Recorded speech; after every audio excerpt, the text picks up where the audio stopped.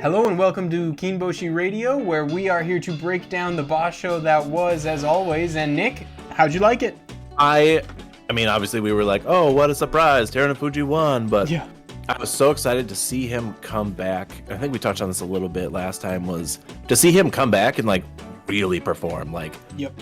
rock steady. Maybe had like I think that people were saying he had a little bit of a moment, maybe, I think when he fell out of the ring with Wakamotoharu, but for the most part, just murdered, and exactly what we were hoping for him to be. Yeah, the armbar thing, like that double arm grip that he does is still amazing. That's dominant. He used that, I think, the first 3 days in a row and was just the old Teru.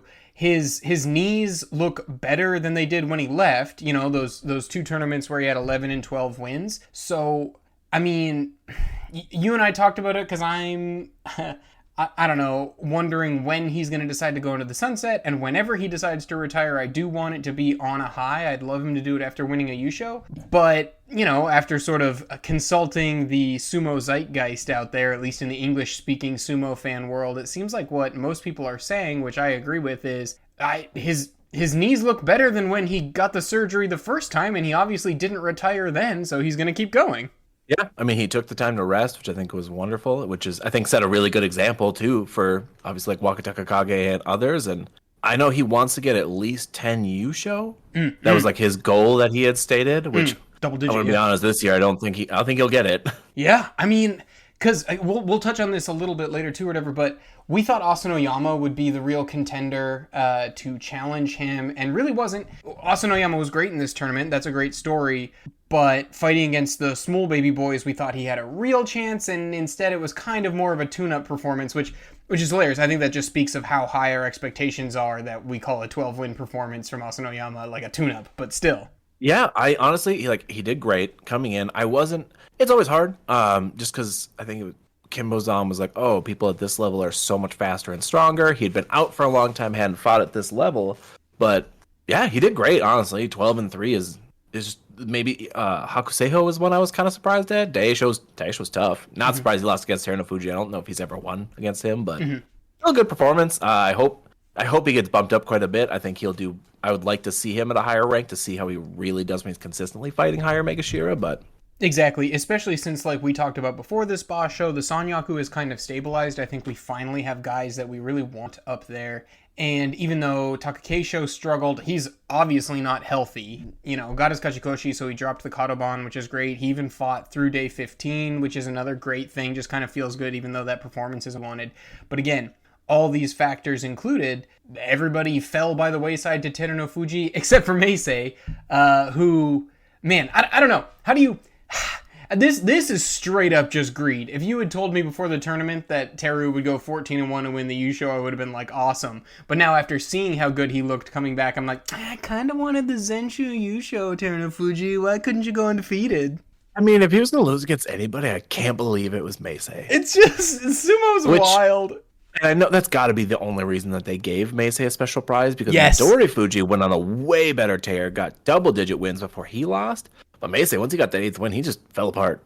I know, yeah, exactly, which is, and I'm with you on that special prize, because all these things we just talked about Asanoyama, who was also a Maegashira, who had 12 wins, no special prize, but I think that speaks to, obviously, we know he's not really that low-ranked. But yeah, there were plenty of other stories around there of guys who could have gotten special prizes, but no, dude, it was Meisei. And then another huge story coming out of this Basho, one of the special prizes was won by Kirishima, which is to say the former Kiribayama, because there's some news there, my friend. Nick, what's the word?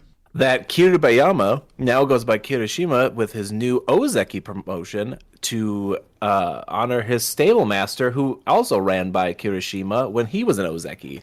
And it's awesome. You and I were waiting for this. We all knew this was coming, especially where he had the championship, the Yusho, in March. And, I mean, this is what we want. He looks consistent. He's been fighting all these guys for about 2 years now where he's up here. Like, it's almost like there's nothing to say because this is just correct. This is as it should be, yeah? I 100% agree. Like, he was kind of like the shining light when the Sanyaku, before they really solidified in the last two, where he was actually the one who was consistently winning and not just kind of winning for, like, Hoshoryu did great, but he always falls apart a little bit at the end. Yeah. And then, but yeah, he went through and I'm super pumped. Yeah, me too. I think he's going to be great up there, especially I'm just going to read off just for context his last results. So in May of 23, 11 wins. In March of 23, 12 wins in the U Show. In January of 23, 11 wins in a Gino Show. In November of 22, 8-7. That's a blip, but he was fighting at Komusubi. In September of 22, 9-6 at Komusubi. July of 22, 8-7. But then he had another run of back-to-back 10-5s there. Like, this guy's consistent. We want him here. You know, that record indicates that he would have gone more than a year without ever even being Kadoban, which after watching the Mitakeyumi, Shodai, Takakisho, the Shodai thing alone, right? It was like 6 Bashos where it was every other Kadoban, not Kadoban, Kadoban, not Kadoban. We don't think he's going to do that, so that has to be good for the health of the sport. Oh, yeah. I don't have as much concern with him. I mean, not that anybody was concerned when Mitakeyumi took it. That one was more of a surprise, but I don't think he's going to pull that or a Shodai. I think he'll be great. Yeah, and especially like his relative youth. We talked in a previous show how 26, 27, 28, 29, technically speaking in sports, that's when you're at your physical peak or whatever before you start to decline for reasons of joint health and lack of testosterone, whatever. But he is only 27, which, again, hilariously, he's a year older than Takakisho. Just shows you the madness of how good that guy is, especially at his peak and things like that, and when he's healthy. But this is a guy who Mitakeyumi had a career of inconsistency, and really later than people expected. He got to Ozeki when he was 29 and then like immediately turned 30. So he kind of like at the very tail end of his peak got there. Whereas Kiribayama, I believe he is getting Ozeki right when he should be entering the peak and the prime of his career and his athletic ability. We should see a little improvement from him here still, I think. I don't know that he will be a Yokozuna ever. I just don't know. But this is a time period where we could still see room to grow from him. Yeah, and I do think it takes a little bit of pressure off of Takakisho now that he's not the only Ozeki. And he went positive this time. Maybe he struggled more than I think I've seen him struggle. So it's like maybe he'll take a tournament off. I don't know that he will. Like the level of pride that he has, like taking those last 2 days, like and taking the fights. Yeah, I can't believe he did it because like he definitely should have backed out. Got his Kachikoshi, should have stopped. Still fought Terunofuji knowing it didn't matter. Yeah, I agreed on all those fronts. I totally... It's interesting. I also completely expected him to drop once he got that 8th win. And I wonder if that was even like part of the Teru effect. Like, Teru's back, I'm going to stay back. I don't know. It just...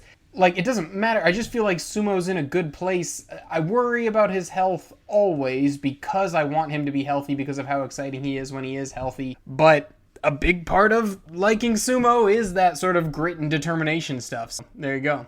And then I guess to follow that is the news then with the other possible Ozeki, depending on their performance in the next tournament. Yeah, the JSA came out with an announcement that there, rather than 2, like we had last tournament, which was shocking enough, there are 3 contenders for Ozeki in this next tournament, which is important because it's not, there are no like listed technical requirements per se outside of the 33 wins over 3 tournaments, but usually they want to see you have gotten a Yusho or at the very worst losing as a runner-up in a tournament in one of the last 3 tournaments you've competed in. But they have said that Daieisho, Hoshoryu, and Wakamotoharu are all on the block to become Ozekis if they perform well enough in this tournament. So let's start with Daieisho because he's the guy who just missed a chance after his runner-up. He did get 10 wins, which means, Nick, what's the story? What's he need, according to the JSA, to make it to Ozeki after the July Nagoya Basho? So he's right back at where he was, and he needs 11 wins again. Yep.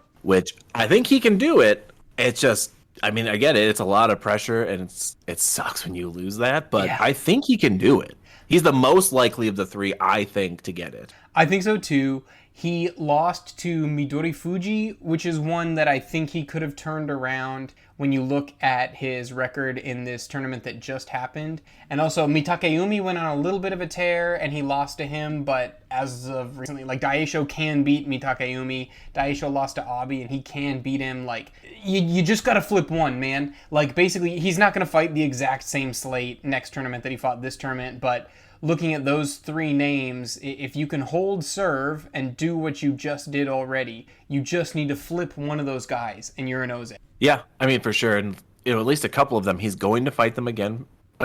So I think he, like you said, maybe he'll take the experience and flip it. And then with the other two, I think they need, you can correct me if I'm wrong, but I think they need 12 each. Yeah, big showings. Which is tough. Wakamotoharu has been absolutely amazing. He's on a tear. He's so positive, but I don't think he's gotten 12 wins since he's been in the Makuuchi. I'm going to scroll through, but I'm pretty sure you're right. 11's his best record. Never gotten... Yeah. In fact, he has never gotten 12 wins in his... So even in Juryo. But, I mean, that's not entirely a criticism because he wasn't in Juryo an extremely long amount of time because of how good he was. But, never got 12. And same with Makuuchi. He's just risen up so fast because he's so good, but... It's going to be a tough ask, I think, for him. And weirdly enough, I think he's more likely to get it than Hoshoryu, even though Hoshoryu definitely has the most experience. He's been in Sekiwake forever. Super good. Good performer, but he's not quite 100%. He's not consistent enough, I think, to get the 12. Yeah. So maybe he'll pull it out, and I would love it. That'd be super cool to see, but... No, I'm with you. I would love to see it, too. And I don't know about you, but I'm still a little scarred by his November 2022 performance where... After, I believe it was 11 days, he was 10-1 and in the driver's seat to win the tournament, and then lost to Oho, and then unraveled with losses to Daieisho and Abi before beating Kiribayama on the last day. But just to have had such a commanding position and not been able to convert it, still had 11 wins that Basho, still amazing, but, It's not like this garbage sports talk radio stuff of, oh, he's just not clutch, but I'm just like, I just don't have anything to say. I don't understand why that happened. Yeah, no, I'm in the same boat, and I was looking at his record. He also hasn't gotten 12 wins. Yeah. He's good, and he always goes positive, and he's super consistent, but ask him to, reach, and it makes sense, that especially with those two, you're going to want them to dig deep and really clean up on their record. So it's if they get 12, there's no question that they deserve to be Ozeki, but it's you got to get it, and I don't think either of them will. Yeah, but the one good thing I have to say that I expect to be proven wrong, because everything you just said I totally agree with, especially in light of Hoshoryu, and then again we already talked about Wakamotoharu. So two factors. We talked about Kiribayama just entering his prime. Wakamotoharu is just on the tail end of his prime at 30. So I actually kind of, even though he's new to the division, he's such a late bloomer that I almost feel like he has to get this done now, similar to Mitakeyumi. He'd be following that exact same Mitakeyumi blueprint of grabbing Ozeki near the tail end of his prime, not necessarily his career, but there you go.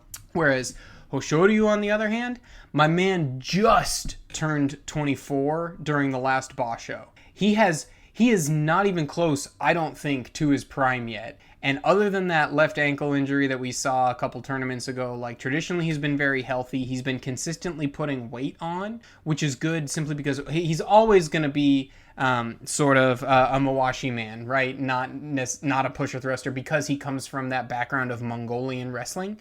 And so he's going to be really good in those throwing techniques and tripping and things like that. But now he's putting the weight on just so he can stand against guys. We've talked in the past about Daieisho and how that weight, I think, was crucial and necessary for the rise that he had, but is also going to shorten his career. Well, Hoshoryu's putting on enough weight, but not too much, so that he can kind of stand and hang with these guys. And again, so young, so much room to grow. I think that everything we're saying about him right now is true, but I fully expect him to prove us wrong simply by merit of growth. He's only 24.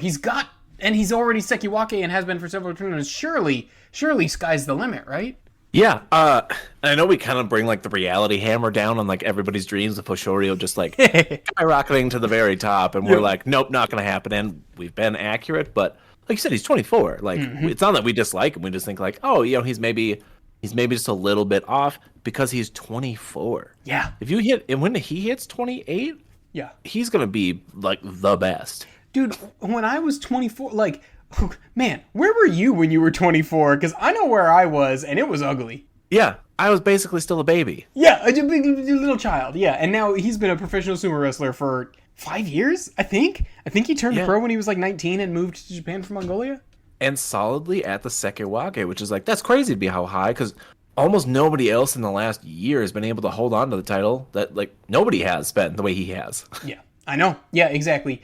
I think even now we know the tragedy of Wakataka Kage, but I always thought he was the better of the two because Wakataka Kage, another late bloomer, and had Wakataka Kage. His highs were so high, but he struggled more than Hoshoryu with consistency. It was really wild how many Basho he would open 0-4, and it was really exciting to watch him still get the Kachikoshi after opening 0-4, but you're like, yeah, but man, why are you blowing the first 4 matches every time? Yeah, and then you get Hoshoryu, who just, he maybe drop at the end, but he didn't open like that. Never. He, like you said, he was way more consistent. He was always the better of the two. I absolutely agree. Yeah, I think so too, and so much more room to grow. Very excited for it. And then just like to touch in closing here, a little brief, put a bow on this Basho. Tons of middle of the package going on here, like 8s and 7s, 7s and 8s, so not a lot of stories. We already talked on both being disappointed on our boys, Kinbozan and Nishiki Fuji, having really rough rides at those higher rankings. I will say that the guy who we were talking up in their stead, Hokuseiho, really kind of fell apart on the back half of this Basho, which wasn't entirely great to see. But just on the horizon, we talked about one name change that's very exciting, but another interesting piece of news, a guy who had a name change a little while ago from Goeido, former Ozeki Goeido's stable, Gonoyama, was fighting at Juryo 1 and was incredibly impressive, 14-1, he's coming up. But also the way he got there was by upsetting the 19-year-old phenom Ochiai, who also has a name change coming up here, who his stable master is Hakuoho, and he's going to become Hakuoho. And so, like, both those guys were both 14-1. Ochiai's only loss was to Gonoyama. And so, man, I don't know. I just say that to say a lot of this middle of the package that's going on, we might be about to see the end of some eras, just like Ichinojo retired, and sadly, our boy, rest in peace, Levon, Tochinoshin is gone.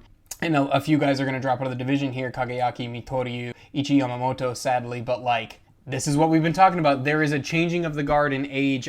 Those two guys we're losing some treading water boys and adding some exciting dominant talent. Yeah, and especially like you said with the Ochiai, like his name change, that record, knowing this is like the very beginning of his career and he's performing like this, like I genuinely think people should be worried about him coming up. Like he's really gonna disrupt everything. It's gonna be insane. And like, the kind of people who listen to this podcast are probably real deep in the weeds with us too anyway, but if there is anyone out there who has not sort of been following Ochiai so far, again, I want to reiterate, the man is 19 years old. He has only fought in 3 professional sumo tournaments in his life, and he is already about to get elevated all the way to Makuuchi. And his freaking Oyakata is the greatest of all time Hakuoho, who has changed his name to resemble Hakuoho's own name. Like, that is a vote of confidence. Like, that's a ton of pressure to put on the kid's head, but like,